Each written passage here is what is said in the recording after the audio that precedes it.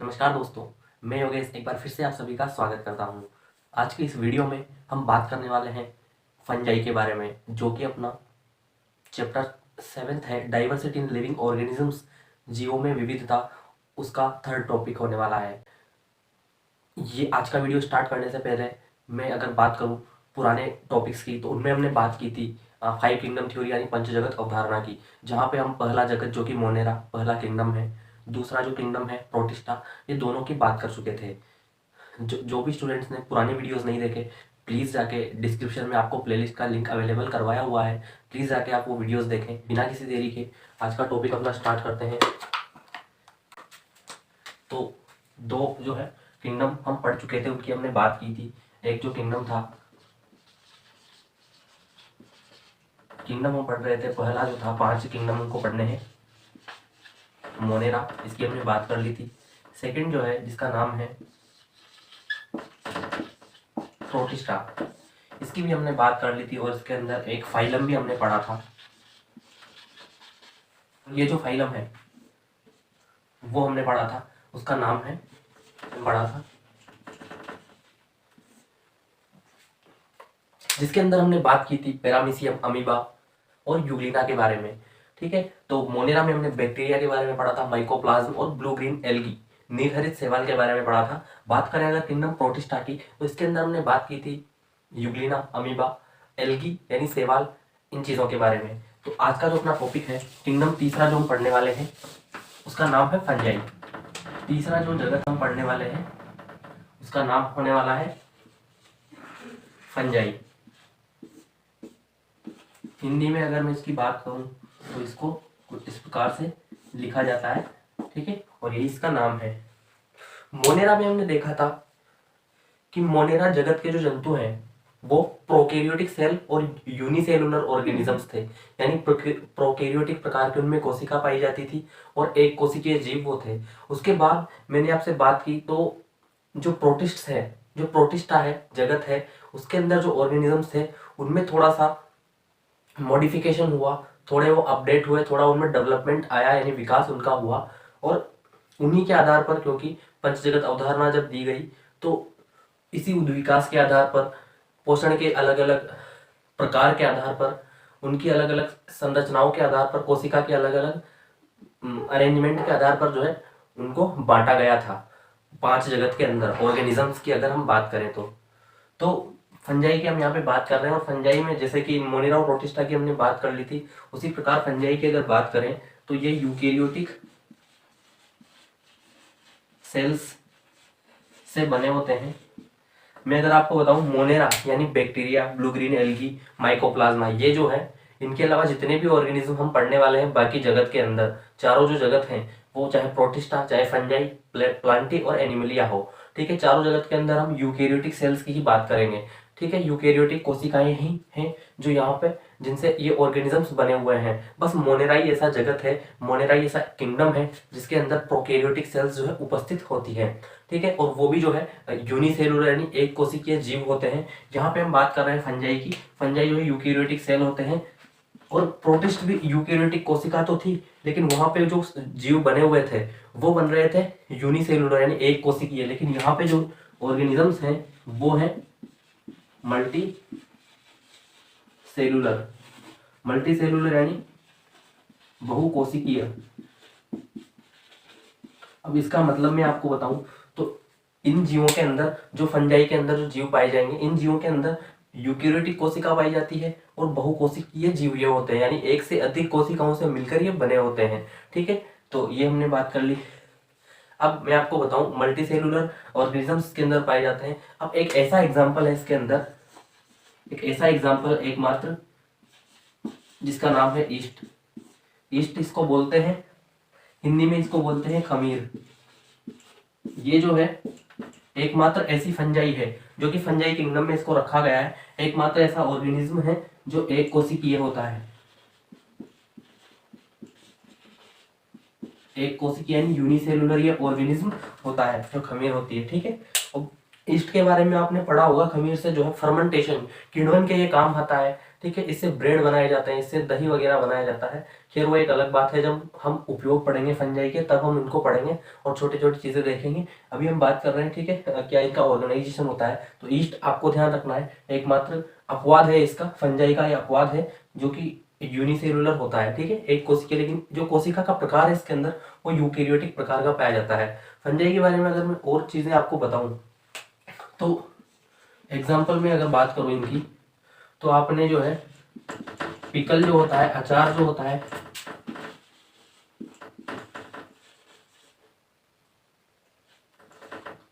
अचार के अंदर जब फफूंद लग जाती है, रोटी के ऊपर जो फफूंद लग जाती है, तो देखा गया है, ज्यादातर आप जानते होंगे, तो आप इतना ही जानते हैं कि जो फंजाई है, जो फंजाई किंगडम के जो ऑर्गेनिज्म है वो हमेशा चीज़ों को खराब करते हैं, ठीक है, यानी वो जहाँ पे भी पैदा होंगे वो चीज़ें बिगड़ जाती है। लेकिन ऐसा नहीं है, कुछ ऐसे ऑर्गेनिज्म हैं जैसे कि मशरूम की अगर मैं बात करूं, मशरूम की अगर हम बात करें तो आपने देखा होगा एक ऐसी स्ट्रक्चर जो कि बारिश के टाइम पे आपको दिखाई देती है।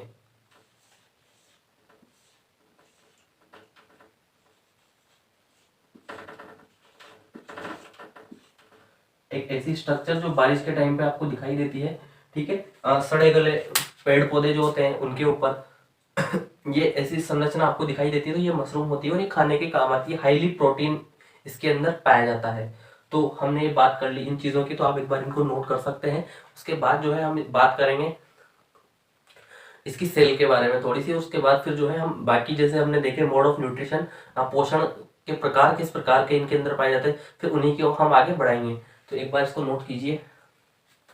इसी के साथ आप एक और चीज यहाँ पे नोट कर सकते हैं कि इनकी जो सेल वॉल है, प्रोटिस्ट की हमने सेल वॉल की बात की तो वहां पे सेल वॉल उपस्थित नहीं थी। सिर्फ एक ऑर्गेनिज्म ऐसा है यूग्लिना, जिसको छोड़कर बाकी किसी भी प्रोटिस्ट ऑर्गेनिज्म के पास जो है कोशिका भित्ति उपस्थित नहीं होती है। लेकिन कोशिका भित्ति की अगर यहाँ पे बात करें तो इनके अंदर कोशिका भित्ति उपस्थित होती है जो कि बनी होती है काइटिन की। और ये काइटिन एक प्रकार की कॉम्प्लेक्स शुगर होती है। कॉम्प्लेक्स शुगर यानी शर्कराएं पाई जाती है जिसका नाम है काइटिन, और काइटिन की सेल वॉल यानी कोशिका भित्ति जो है वो फंजाई के ऊपर पाई जाती है। तो आपने ये नोट किया होगा। अब हम बात कर लेते हैं मोड ऑफ न्यूट्रिशन की, किस प्रकार का जो है पोषण यहाँ पे पाया जाता है फंजाई के अंदर, उसको हम यहाँ पे देख लेते हैं। तो पिछले जो 2 जगत हमने पढ़े उनमें हमने देखा था, उनमें जो है ऑटोट्रोफिक और हेटरोट्रोफिक, स्वपोषी और विषमपोषी 2 प्रकार के पोषण यहाँ पे हमने देखे थे। लेकिन फंजाई में अगर हम बात करें तो आप एक बार सोचिए, अपना जो टॉपिक है मोड्स ऑफ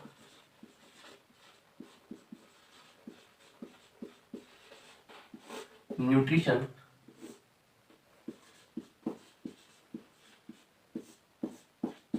पोषण की हम यहाँ पे बात कर रहे हैं। और इसकी जब हम बात करेंगे तो हमने देखा पिछले वीडियोस में कि किस प्रकार 2 प्रकार के पोषण हमने पढ़े थे, ऑटोट्रोफिक और हेटरोट्रोफिक, विषमपोषी और स्वपोषी। स्वपोषी में हमने देखा था कि जो भी ऑर्गेनिज्म अपना भोजन स्वयं बनाते हैं, और उसी में हमने बात की थी ग्रीन प्लांट्स की, यानी हरे पौधों की, क्योंकि उनके पास जो है हरित लवक उपस्थित होते हैं, प्लास्टिड उपस्थित होते हैं, और उन्हीं प्लास्टिड के अंदर जो है क्लोरोफिल भरा होता है, पर्णहरित भरा होता है, जो कि फोटोसिंथेसिस यानी प्रकाश संश्लेषण की क्रिया करके अपना भोजन बनाता है स्टार्च के रूप में। तो सिर्फ एक एग्जांपल है उनके कि हरे पौधों में ये पाया जाता है। बात करें फंजाई की तो यहाँ पे क्लोरोफिल की उपस्थिति नहीं देखी जाती है, यानी ये जो है हरे नहीं होते, तो इनके अंदर जो है क्लोरोफिल अनुपस्थित होता है, इसीलिए अपना भोजन ये खुद नहीं बना सकते। तो ऑटोट्रोफिक प्रकार का यहाँ पे मोड ऑफ न्यूट्रिशन नहीं पाया जाता है।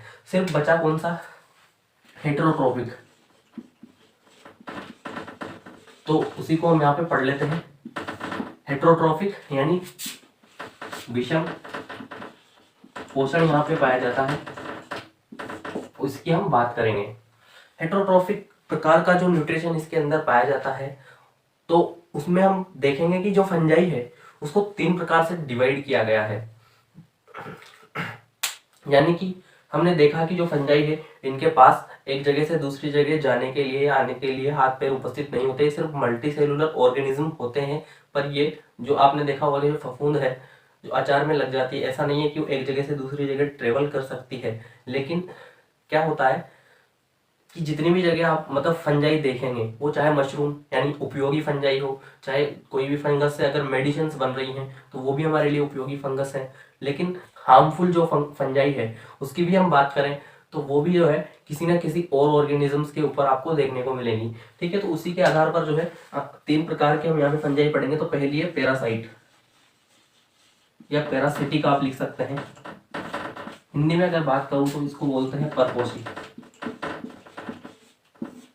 परपोषी प्रकार की जो फंजाई है, परपोषी प्रकार का जो पोषण है किस प्रकार से प्राप्त करती, तो यहाँ पे हमको देखना है। तो ये जो है परपोषी वाली जो है किसी होस्ट ऑर्गेनिज्म, तो होस्ट यहाँ पे क्या है, होस्ट ऑर्गेनिज्म की अगर मैं बात करूं, जो जीव है, ऑर्गेनिज्म को हिंदी में जीव बोलते हैं। होस्ट वो होता है, वह जीव जिसके ऊपर कोई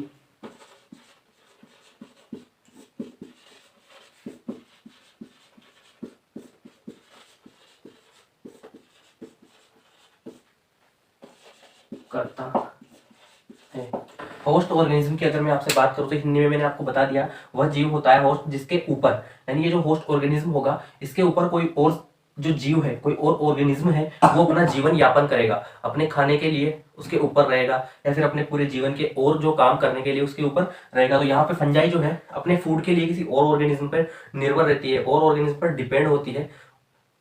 तो उसी को जो है पैरासिटिक हेटरोट्रोफिक फंजाई उसको हम बोलेंगे। या इस प्रकार का पैरासिटिक टाइप का जो न्यूट्रिशन है वो फंजाई के द्वारा लिया जाता है। तो पहला न्यूट्रिशन हमने ये पढ़ा। और इसी के अंदर अगर मैं आपसे बात करूं तो ये जो फंजाई है, जो होस्ट ऑर्गेनिज्म होगा, वो यहाँ पे जो है लिविंग होगा, जीवित होगा। ठीक है, तो ये चीज आपको ध्यान रखनी है, जीवित ऑर्गेनिज्म होगा एंड लिविंग होगा वो ऑर्गेनिज्म। ठीक है, तो ये पैरासिटिक फंजाई इसको हम बोलेंगे। नेक्स्ट अगर हम एक बार ये नोट कीजिए, नेक्स्ट अगर हम बात करें तो सेप्रोफाइटिक टाइप की जो है फंजाई पाई जाती है।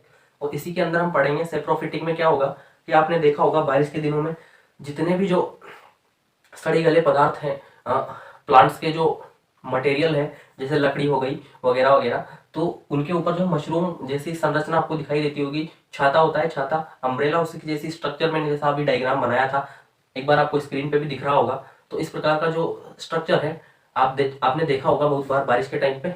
वो उसी को जो है जो डेड प्लांट्स और डिके प्लांट्स के ऊपर पाया जाता है, उसी को हम फंजाई बोलते हैं। ये आपने नोट किया होगा। अब दूसरा जो प्रकार है फंजाई का, यानी हेटरोट्रोफिक न्यूट्रिशन जो फंजाई के द्वारा लिया जाता है, उसको तो वैसी फंजाई को हम बोलते हैं सेप्रोफाइटिक। ठीक है, सेप्रोफिटिक की अगर मैं आपसे बात करूं तो इसको हिंदी में बोला जाता है मृतोपजीवी।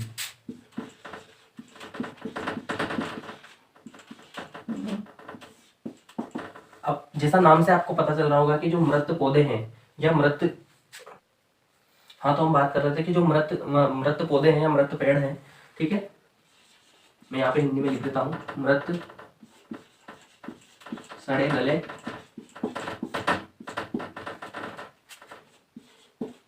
पेड़ पौधों के ऊपर, इंग्लिश में अगर मैं लिखूं इसको तो डिकेइंग जो प्लांट्स हैं, डिकेइंग प्लांट्स जो है, सड़े गले पौधे जो है, उनके ऊपर ये डिपेंड होते हैं। किसके लिए? अपने फूड के लिए। ठीक है, तो ये फूड के लिए जो है सड़े गले पौधों के ऊपर डिपेंड होते हैं। तो इनको क्या बोलते हैं? सेप्रोफाइट। और इसका एग्जांपल आप लिख लीजिए, मशरूम।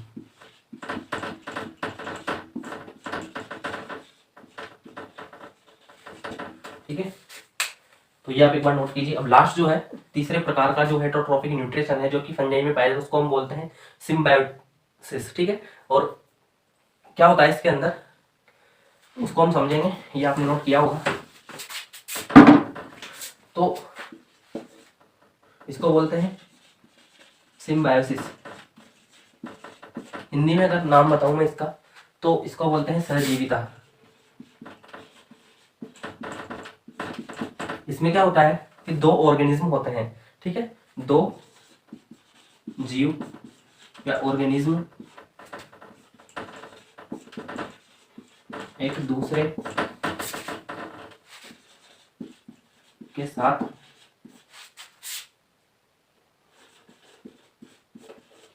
रहते हैं और एक दूसरे की जीवन यापन में मदद करते हैं, ठीक है। इसमें क्या होता है कि दो ऑर्गेनिज्म एक दूसरे के साथ हिल मिलकर रहते हैं, सिम्बायोटिक रिलेशनशिप भी इसको हम बोलते हैं, ठीक है।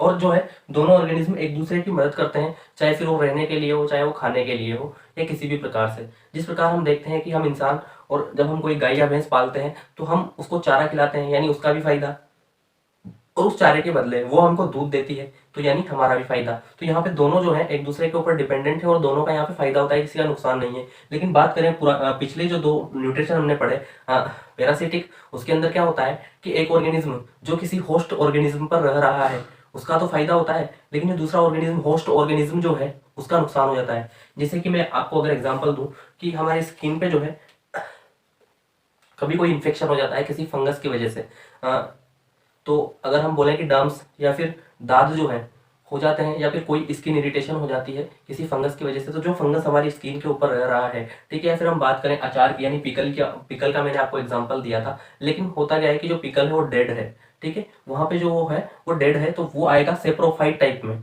ठीक है। लेकिन हम बात करें लिविंग ऑर्गेनिज्म की, तो उसमें क्या होगा, जैसे कि एक और मैं आपको उदाहरण देता हूँ कि जब हम तालाब या नदियों में नहाने जाते हैं जब लोग, तो उनके ऊपर जो है कभी कभी वहाँ पे लीच जो प्रेजेंट होती है उस पानी में, उस तालाब के अंदर, जोंक जिसको हम हिंदी में बोलते हैं, तो वो जो है चिपक जाती है और वो जो है खून चूसती है वहां से किसी भी जंतु के ऊपर से, तो वो जो है एक टाइप से पैरासिटिक न्यूट्रिशन का प्रकार हो गया, ठीक है। जो वहाँ पे लीच जो है, जो जोंक है, वो एक प्रकार का पैरासिटिक ऑर्गेनिज्म हो गया, और वो होस्ट जो है जिसके अंदर से वो खून चूस रहा है, ठीक है, सक कर रहा है ब्लड को, तो वो जो है ऑर्गेनिज्म वो होस्ट ऑर्गेनिज्म हो गया, तो वो पैरासिटिक टाइप का हेटरोट्रोपिक न्यूट्रिशन है। तो फंजाई भी ऐसा ही करती है, ठीक है। लेकिन अगर एग्जांपल देखें हम सेकंड कि सड़े गले पौधे जो होते हैं बारिश के मौसम में, मैंने आपको एग्जांपल दिया, उनके ऊपर जो है अम्ब्रेला जैसी स्ट्रक्चर बन जाती है, वो मशरूम होती है, और मशरूम जो है वो सेप्रोफाइट टाइप का न्यूट्रिशन दर्शाती है। लेकिन अब जो थर्ड है, इसमें अगर हम बात करें तो गाय भैंस का मैंने एग्जांपल दिया, वो अपने साथ रहती है, उनको चारा मिल जाता है, यानी उनको उनका भोजन प्राप्त हो जाता है,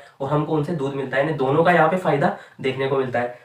लेकिन ये तो हुई गाय भैंस और एनिमल की बात, लेकिन हम जो है फंजाई में तो नहीं आते। तो किस प्रकार की जो फंजाई है, किस प्रकार की जो फंगस है वो, और किसके साथ जो है सिम्बायोटिक रिलेशनशिप करती है, तो उसका एक एग्जांपल हम यहाँ पे देखेंगे, जो कि हर एक बुक में और हमेशा जो है आपको काम आने वाला है। तो सिम्बायोटिक रिलेशनशिप, इसको आप नोट कीजिए। इसका एग्जाम्पल अब हम देख लेते हैं कि किस प्रकार से जो है सिम्बायोटिक रिलेशनशिप, सहजीविता पाई जाती है फंजाई के अंदर। तो इसका एक एग्जाम्पल है, और उसी को बोलते हैं जो सिम्बायोटिक रिलेशनशिप जो दर्शाता है, तो उस जोड़े को हम बोलते हैं लाइकेन।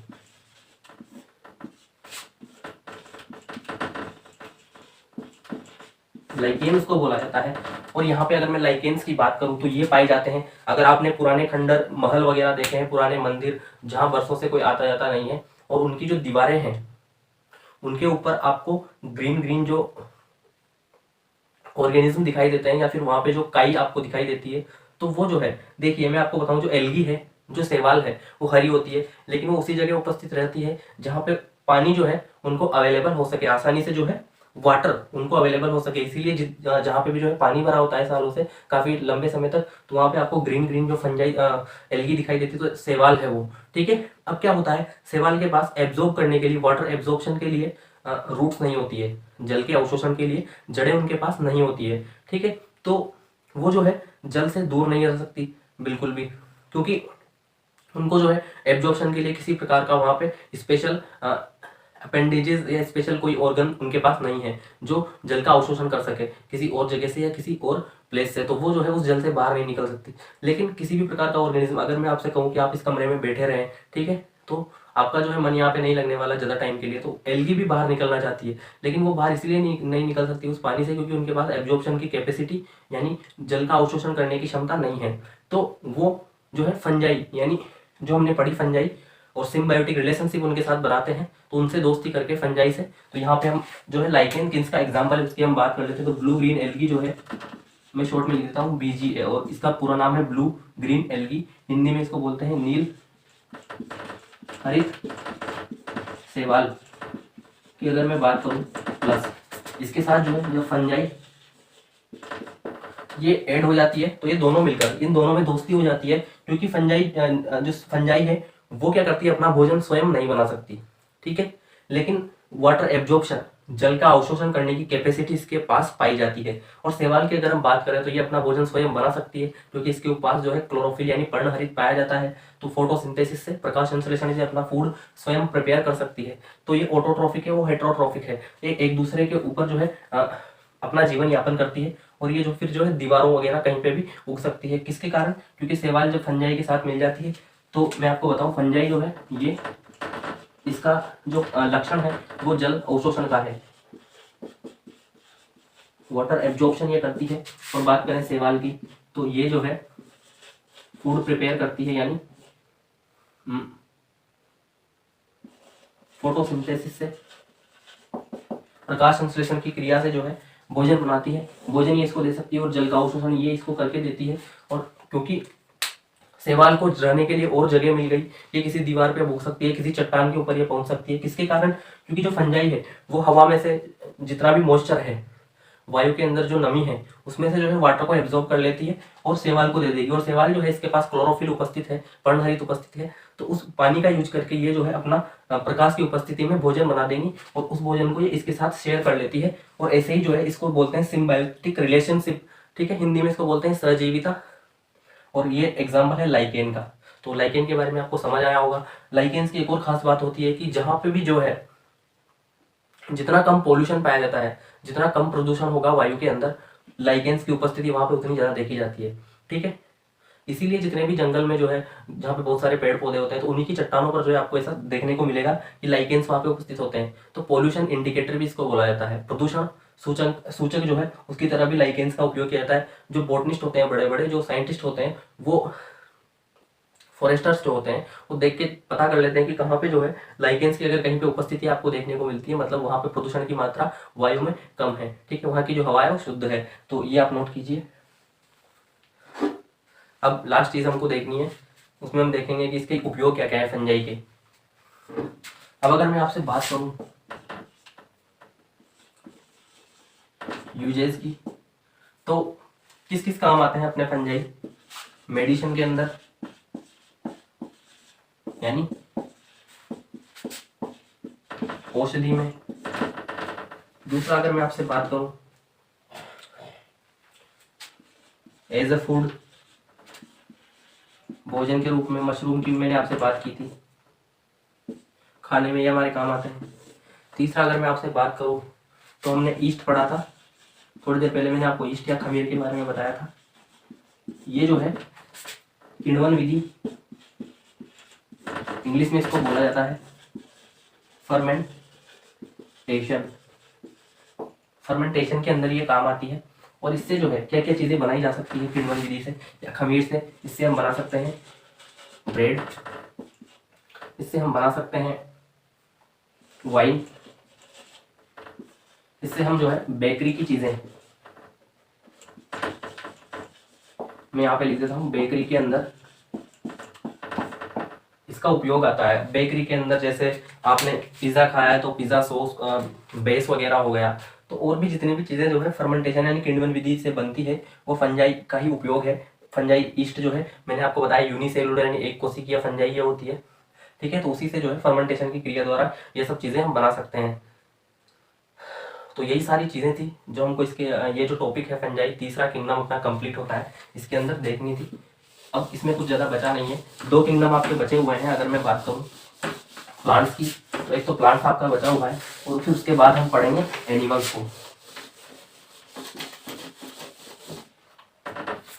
तो नेक्स्ट वीडियो में हम बात करने वाले हैं प्लांट्स के बारे में। प्लांट्स किंगडम में जो है 5 फाइलम हमको पढ़ने हैं। थैलोफाइटा, ब्रायोफाइटा, टेरिडोफाइटा, एंजियोस्पर्म और जिम्नोस्पर्म, ये 5 जो फाइलम है, 5 जो डिवीजन है, क्योंकि प्लांटी जो है किंगडम, उसके अंदर फाइलम को डिवीजन भी बोल सकते हैं। तो 5 डिवीजन हमको उसके अंदर पढ़ने हैं। उसके अंदर हम देखेंगे किस किस प्रकार के जो प्लांट्स हैं हमारे आसपास, कुछ तो है और कुछ ऐसे प्लांट्स हैं जो हमने कभी नहीं देखे या कभी जो है उनके बारे में हम नहीं जानते, तो उनकी भी हम बात करेंगे। और ये 5 फाइलम हम प्लांटी के अंदर पढ़ेंगे। तो नेक्स्ट क्लास जो है थोड़ी सी बड़ी होने वाली है। और आज जो हमने बात की फंजाई किंगडम के बारे में, तो ये जो डिटेल है आपको समझ आई होगी। अब मेनली 3-4 चीज़ें हमको देखनी रहती हैं कि किस प्रकार की उसके अंदर कोशिका है, सेल अरेंजमेंट क्या है, क्या क्या उसके वर्क और फंक्शन है, क्या उसके अगर उपयोग हैं, अगर हो सकते हैं किसी चीज़ के उपयोग, तो उपयोग हम देख लेते हैं। और मोड ऑफ न्यूट्रिशन सबसे इंपॉर्टेंट चीज़ है, और क्या उसके एग्जाम्पल है। तो एग्जाम्पल यहाँ पे मैंने आपको ईस्ट बता दिया, इसी का जो बोटनिकल बायोलॉजिकल नेम है वो सेक्रोमाइसिस सर्वेसी है। तो ये एडिशनल चीज़ आपको जानने को मिलेगी यहाँ से। तो आज की जो वीडियो है इसको यहीं ख़त्म करते हुए मिलते हैं नेक्स्ट वीडियो में। तब तक के लिए बाय बाय।